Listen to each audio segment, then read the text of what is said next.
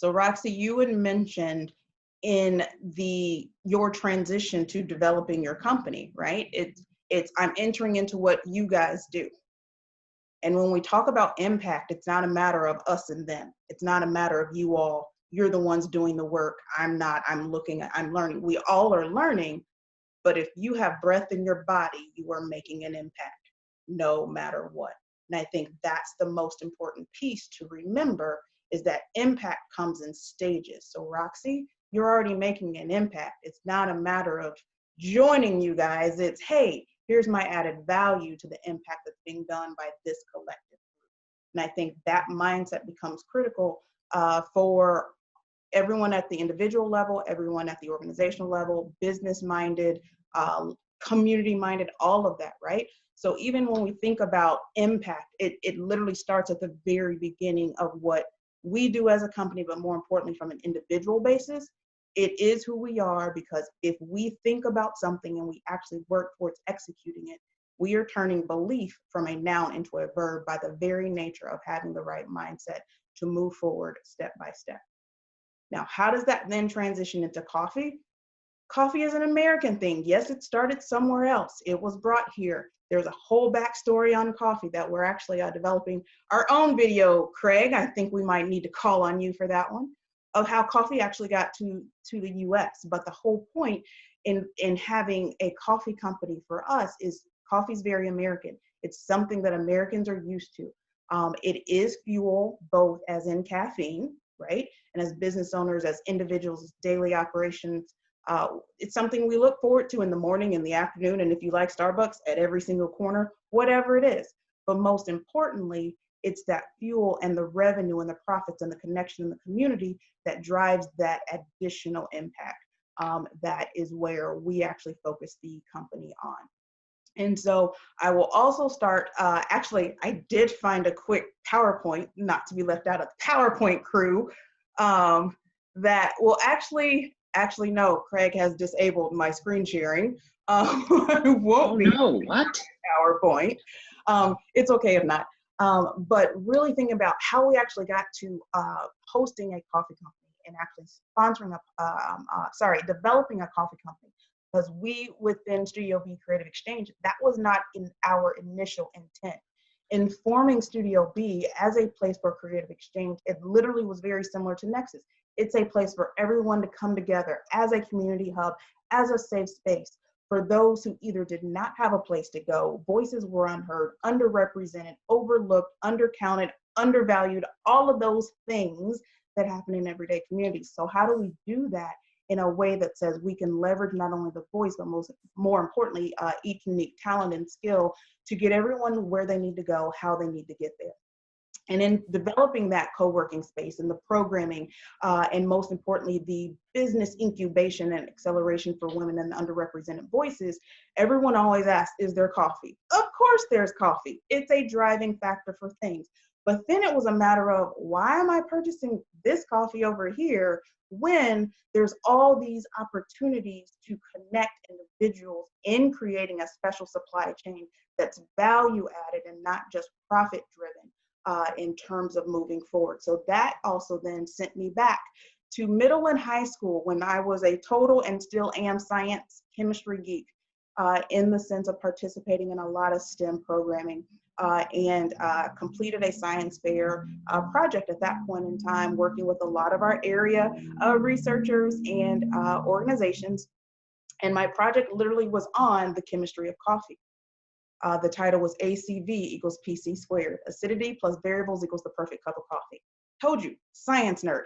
So, because if you think about how you make a perfect cup of coffee, you have to balance all of these factors, right? And again, this is in the 90s. This is before coffee was convenient. Coffee was focused on being artisan and quality, and you can drink it black. Before it was, let's drink sludge and get us going, right? It's not a matter of the taste. We just want it as the fuel. But I really wanted to make it an applied project. And of course I hit resistance because I was looking at applied science and what it really means in certain areas and in an area that wasn't getting much attention. And I heard repeated no's and obstacles. And in that, when you hear so many no's and obstacles, what do we tend to do? Yes, I'm very discussion oriented. What do we tend to do when we hear lots of no's and obstacles? Normal people would stop. Normal people would stop, yes. One, I already told you I'm not normal, slight weirdo here, right? So others may, get disappointed and go to the easier route, something that's approved or whatever it is. We have lots of ways in responding. I can tell you I tried to go down all those routes, and ultimately it came down to folks who are in my corner that says, no, you're thinking and doing differently. It's okay, try it. Ultimately, that science fair project went on to become a national science fair winner for that particular competition and other competitions. Again, proving that if we have belief in ourselves and turn it from a noun to a verb, we're going to be good to go. When you bring in the religious perspective, you can look it up as many times as you want. You're going to see it throughout all of our religious texts. It's going to take on different ways and actions. So all of that came together and said, you know what? Let's actually create our own coffee company. And within that, we focus on people, not just the profit, because when we first started the company, it was called Kick instead of Believe. And Kick from the perspective of if we're using it as fuel and driving revenue, and at the time I had developed a pitch competition where we democratized ideas and who gets funding based upon the idea, not just the person and their connections. We're going to give everyone a kick in the pants, kick start, whatever it was, to moving forward in terms of that funding. And then the more we dug in and used that evidence and the feedback from that actual competition and the actual coffee is where we said, no, the essence of moving forward is that true belief. And so that's when the name changed to Believe Coffee Company. And currently we do work with area roasters and providers where we try to increase the supply chain. Globally, COVID did interrupt our plans to go source new farmers and create those relationships. We were supposed to be in Indonesia 2 days ago after following through London and a couple other places in Asia in terms of farming and other resources to establish those connections, to bring them back here. And the more we can have strong source connections, the more we can make sure of equity and parity of pay. And even when we think about fair trade and when we think about all of these other things that become very high level interest or trends, we want to make sure that farmers aren't getting locked out of that opportunity, because now if there's a certification on it, it costs. Are we actually providing money to the source of where something needs to be? So if it's fair trade, is it really fair for the person who's doing all the work and they're not cut out of that opportunity? So making sure, we have those direct relationships all throughout. Of course, using partners and intermediaries, because there's just some countries you cannot get into without that, but just being mindful. And that's why we say responsibly sourced, because we do have to actually work with some other partners where we can't have that direct connection. And then bringing that in. People have asked us, are we going to become a roasting company? Right now, not our focus. Why? There's a lot of other companies, that's their subject matter expertise. Why do we want to go and increase hours when there's already artisans doing it? Let's bring everyone into this pipeline and work together. And then that's when we also within our chain work with reentry individuals, because the worst thing you can do is incarcerate someone without giving them an opportunity on their way out to have a hand up and move forward. Let's think about employment and financial literacy and all those other things in terms of actually getting the product from roaster into packaging and on into other areas there. The big thing also then becomes the profit. So right now we give a minimum of 25% of profit every quarter, not revenue, but profit. And we do want to switch that back to revenue, but we focus on profit. We want to make sure bills are paid and everyone's taken care of, but we focus on putting that money right back into the community, whether it's through grants, microloans, in-kind donations and sponsorships and those sorts of things, so that those who need the fuel, yes, to drink and think through their own ideas, and those who actually need the funding and someone else to believe in what they're doing because they are overlooked, unheard, undervalued, all of those other things. We see you, we know what's going on, and we're giving honor to what's happening to keep spurring those little bets that will ultimately make the larger impact. And we do a lot of things by intentionally saying we don't want the public acknowledgement. Even if we give you something, do not list us on public information. Why? It's not about us. It's about them and their outcome. It's not about us. And that is something, especially here within our city. I love our city and I love our state, but a lot of times it becomes a matter of, well, you're not doing it. Actually, you're not seeing it because we don't want you to see it, because the impact is greater when we take out that aggrandizement of what someone is doing. It's not a marketing scheme. It's not a PR ploy. That's the essence of what we do. So we don't need to actually have our name everywhere. That goes against the items of what we're doing. So again, belief is a matter of seeing in the unseen and knowing the unknown, because and moving everybody forward together. That was so impressive for someone that wasn't sure if they were going to present. Are you kidding me? Yeah, fantastic. That was pretty fantastic. So I do It's want always growing and changing. So any recommendations, feedback, I can say with what's going on, the 2-ounce samplers, which actually make a full pot of coffee, we're getting ready, and this is what they're working on the website. We're getting ready to launch it where it says share a cup or send a cup. And that allows everyone to actually sit down over a cup of coffee and have the conversation, those tough conversations, the safe space to just explore and learn about each other, as well as support those who are essential workers, are on front lines, no matter where you are. So we will be pushing that out on the website very, very shortly. So I have 2 clarifying questions. The grants you do, those are for minority entrepreneurs, is that right? yes, so the grants are more widely open than the investor and the microloan. So the grants really come down to application and who needs it, and we run the full gamut of need. Whereas investor and the microloans are more focused on women and underrepresented investors. But Okay. we initially started out women and minority, but then we expanded the grants because there's so much need, and created the investor microloan program to really focus on underrepresented women-led enterprises. Okay. And then did you say, are they the 2-ounce, the little ones? Is that what you were talking about? You're going to or buy one, share one? Yep. Okay. And then just so everybody else would know, I think Becky jumped off the call. She might be interested in this, is you can brand those and use them for events and fundraising type Absolutely. thing, correct? So Correct. have belief on there, and then whatever your company name or nonprofit name is with it. Absolutely. So the 2-ounce is the one, front side has a static image, and then the back is where we can customize that one. We also have an 8-ounce fundraiser. You cannot purchase 8-ounce regular retail. That's our special fundraising item itself. And with that one, we can create a special microsite. So if you're saying we're raising funds for this particular item, we literally create a special microsite for you, so we can put in all the special information and you don't have to worry about handling any other details. It's completely there.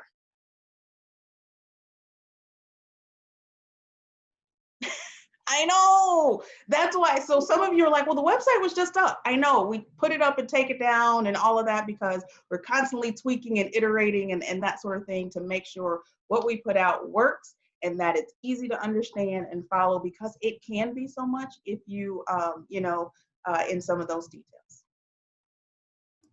You had mentioned NaShara as far as a couple other folks that are part of Belief Coffee. I understand that they're not with us, but who are they, and what are their roles?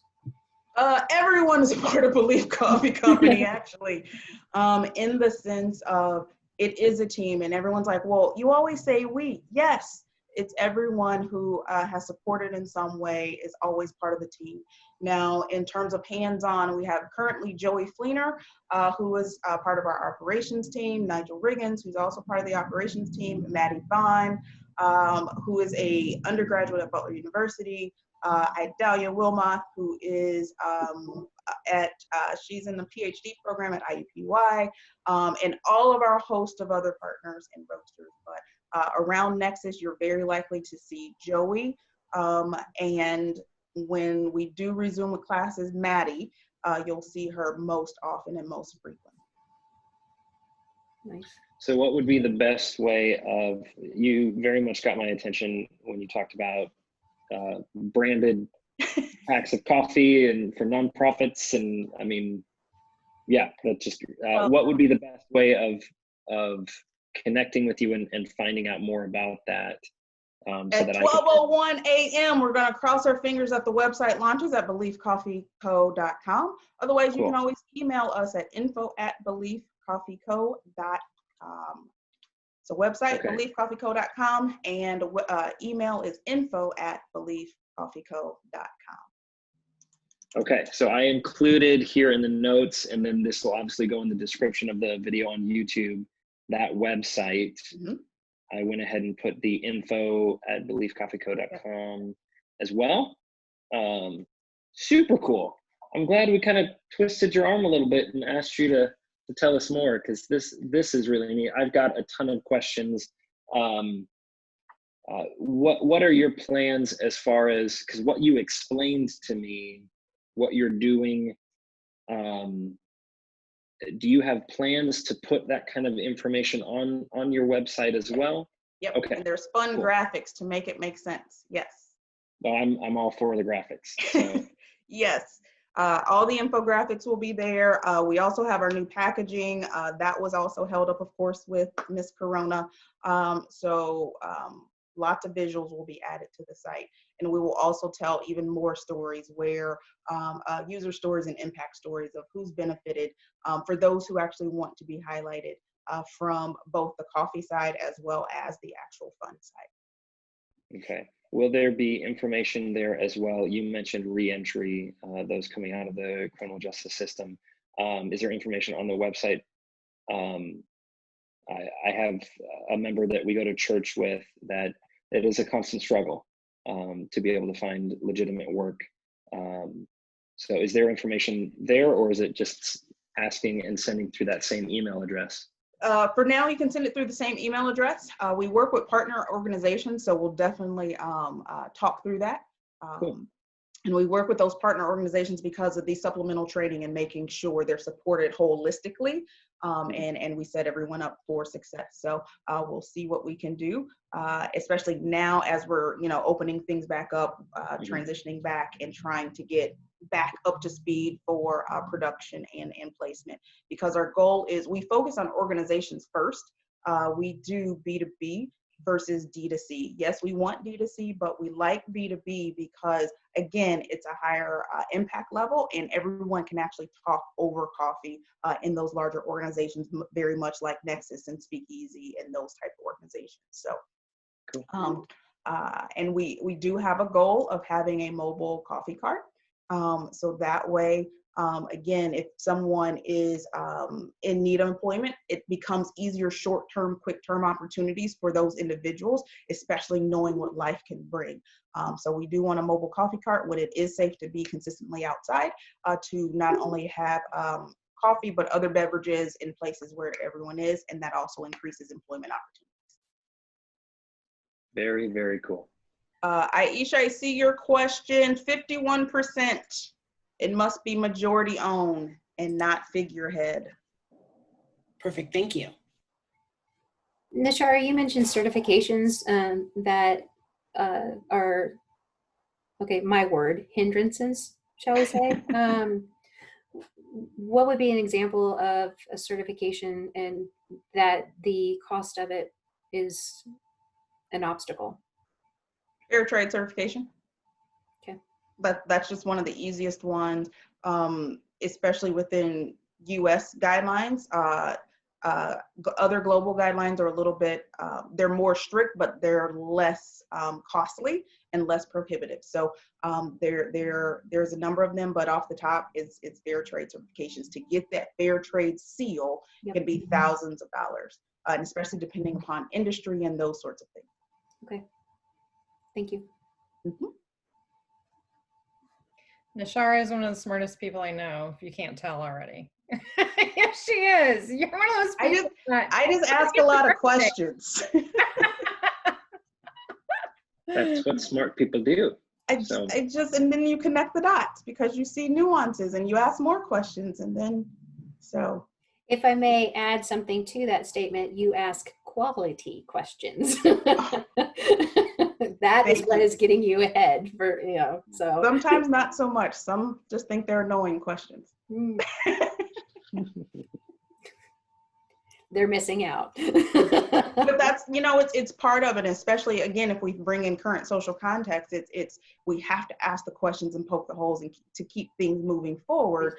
Because if we accept what it is, then it may not always lead us to parity and equity. And there's quite a few throwing out the quote of the time is always right to be right. Well, what does right mean, and how do we get there, and who's actually setting the definition of right? And especially when we think about impact and moving forward and being value added supply chains, who's defining right? And we have to keep asking the question about who's defining right, what right actually is, and what does it mean to everyone. So to add to that I'm so in my zone, and I have wanted to meet her. The professor's in the house, the student wants to learn. So one of the things, and I don't know if it's even in existence, if there's any lobbying going on or any conversations, but in public sector, there's points given on RFPs and such for minority, women-owned, and veterans. What I think would be an interesting add-on is to give a point structure for social impact. And so that is something that I want to look into. To that point, within Indiana lobbying right now and the benefit corporation status, there's lots of room for that in terms of entity recognition. That can come; those points can be added into there, as well as good market and the social enterprise mark within the U.S., applying actually European and global standards into the U.S. to make that third-party certification for those type items a little stronger. We do have B Lab certification, which is a self-assessment, and that is separate from the entity status that many states have, including Indiana. But the B Lab certification currently is giving the largest amount of awareness to your point of increasing lobbying efforts and point totals. So as long as someone has one of those certifications, it's a good start. If we can get those points added into, or that recognition added into some of those RFPs and supply chain, even stronger.